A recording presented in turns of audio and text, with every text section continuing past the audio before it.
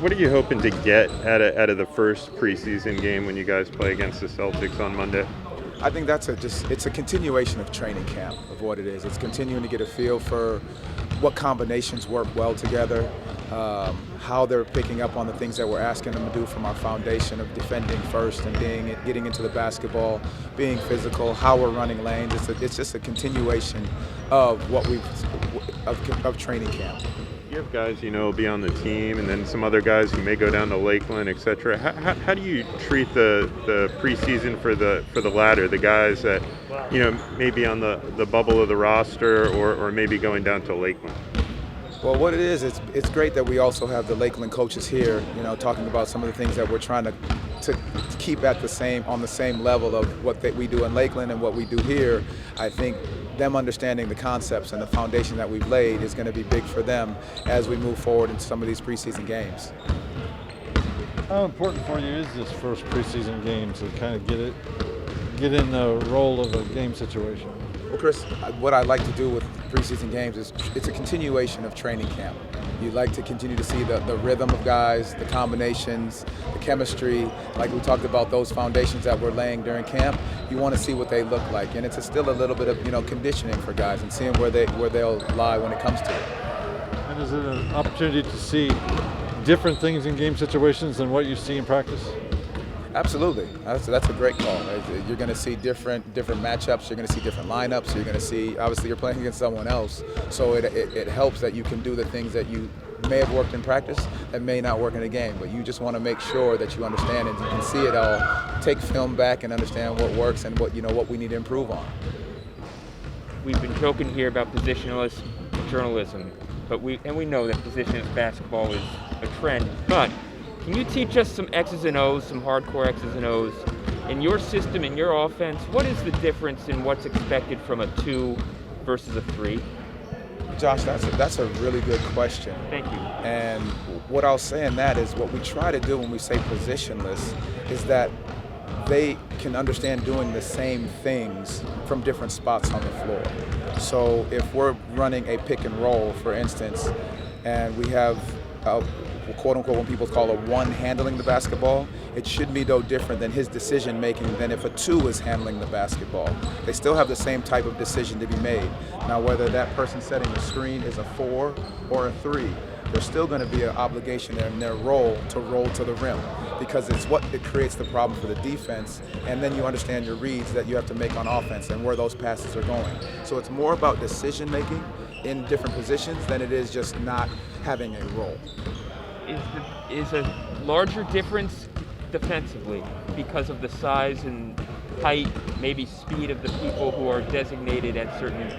Well, that's where it comes into play of like 5 guys on a string. So being positionless in that area, you allow and you understand where your position should be on the floor, right? If a guy is up top and he gets beat to the baseline, we understand where that next man should be to help and recover, right? We know what that backside of the defense should be. He should be ready to sink down, protect on the baseline, and be ready to fire out on the next pass. So again, when we talk about positionless, they're positionless from the aspect of size and that side of it, but from the object of what you have to do in your role, that stays the same. In your offensive philosophy, do you look to get up the court and get into sets, or would you rather just see them get up the floor and make the right passes and get to the hole? Well, that's the part of pace that we talk about. You want to get up the floor, 21 seconds, 21 seconds, pace 21. But then after that, you want to leave the decision making in their hands some so they feel what's going on, being able to read defenses. Now, when I have to call plays, I will call plays, to get everybody in the spots that they need to be in. But what I want them to do is understand the feel of the game and when and how to make the right decisions. And that's a growth process. In the run of play, when they're going to be in the half court, didn't get an early possession transition basket, how often do you expect to call plays? Well, that's going to continue to be a feel for me as well. It's also part of the foundation we're growing here of letting us take ownership of what we're doing, and that's guards calling the play and understanding the feel for what's going on the floor. That's a big portion of it. How do you feel the guys responded to the off day, and what were you able to accomplish in training camp today? I think they responded very well. I think the rest is much needed, and a lot of times guys understand that it's important to take care of your body. You know, whether we're watching film or you're getting a massage or you're coming in for treatment, it's so important to take care of your body, and I think they understood that. So they, they came out fresh today, feeling good, and we accomplished a lot today. Do you have any preference, assuming your team's fully healthy, or let's say all the people who are able to do full contact now are able to do full contact on the season opener, between either a 9-man rotation or 10-man rotation? Well, Josh, that's exactly what we're using training camp, and that's why I use the preseason games to try to see what that looks like. Not set in stone right now, so it's getting a feel for what's going on and being able to see it and communicate with our coaches and see what looks best for guys, who we can get in the rotation and what it looks like. That's the training camp, and that's the preseason. That's what we're going to use it for.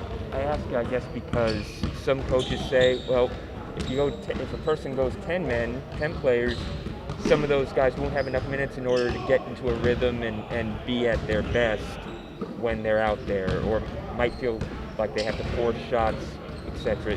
Do you believe in that I don't know, philosophy or thought? Well, I just believe in trying, again, like why we use the training camp and why we use the preseason to see what that looks like.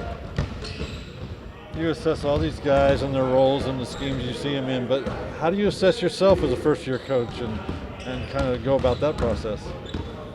The same way that I assess our guys. Yeah. I think it's a big portion of this is why we're doing training camp. This is why we're doing preseason. This is why the staff that we have has been fantastic, because it's all about us growing and helping these guys learn and helping these guys get better. That's how I really assess what I'm doing. Am I helping the staff reach their potential? Am I helping our guys reach their potential? That's the big portion of it. And how's that transition from assistant coach to head coach? Is it somewhat seamless, or is there more to it? There's more to it because there's more decisions made. There's more time management. But for the most part, I said that's why I continue to say like what our staff is doing and what we've been able to implement, and their voices being just as loud is so important, because then we talk about building and growing this thing together. That's what it's about.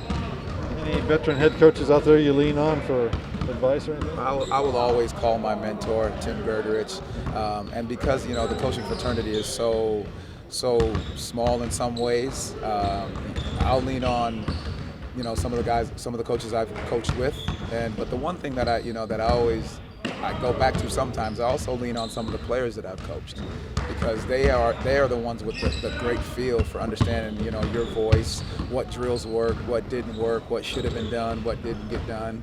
They're great educators on the flow of practices as well as the flow of games. Any of them that you're willing to mention? No, I'll just keep those phone calls.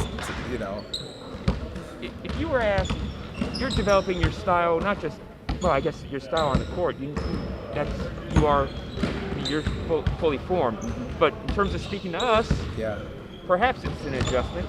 Would you be comfortable saying who has stood out here? We're still in the process of that, which is great to see. Everybody's done a great job working and buying into what we're asking them to do and playing hard every day and getting the terminology down. So right now, at this point, we're just, like I said, it's still in the process of seeing who really just sticks out, and that's going to start with preseason games, and that's going to continue through the rest of camp. Chuma to the point where he's now doing full contact, 5-on-5? No, he's out there and he's still on the rehab protocol, but he's going to just continue to progress his way the way we best see fit. Thank you. This is my vocab word of the day. Stupendous. That works, right? I think so. I hope so. That's something that I think Don King likes to say. Don King, the boxing promoter. You could start that. Word of the day. Word of the day? Oh, yeah. I think we get it going. I hope you have better things to do than figure out a word of the day. How did it feel to come back out here after a day off? Really good. Just allowed everybody just sit back and relax. We've been going hard. For about 3-4 weeks now. Everybody's trying to get their work in, get in the gym, get right for camp and, start the preseason games. But, taking care of your mental health, is just as important, as a physical attribute. So that day off was great. We got to kick and spend time with family. And to come back in here, get up and down, get a sweat. continue to get in rhythm with the guys. It was great. I think being on the floor with them and just gaining that camaraderie and that togetherness and that cohesiveness to carry over, start building in these preseason games, and so that when we hit 20th, we're off the ground running. So it's good. How excited are you for your first NBA preseason game? Super excited to be starting up, my rookie year. It's something you dream of. So this is another one of those, pit stop moments that you look forward to. You just got to take in and, because they only happen, one time for the first time. So I'm excited, ready to get out there, ready to get up and down with the guys and be in front of the crowd. Any expectations you have for yourself in this first one? Just go out and be better. Just go out and learn. That's it. Not going to score 30, put up a triple-double, win like it's Game 5 of the NBA Finals, Game 7 of the NBA Finals. I'm just going out there to learn, get better, and help the team grow.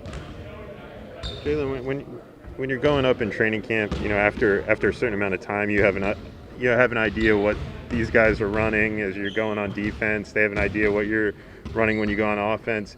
To get to go against another team as you guys are going through training camp, how beneficial is that type of work?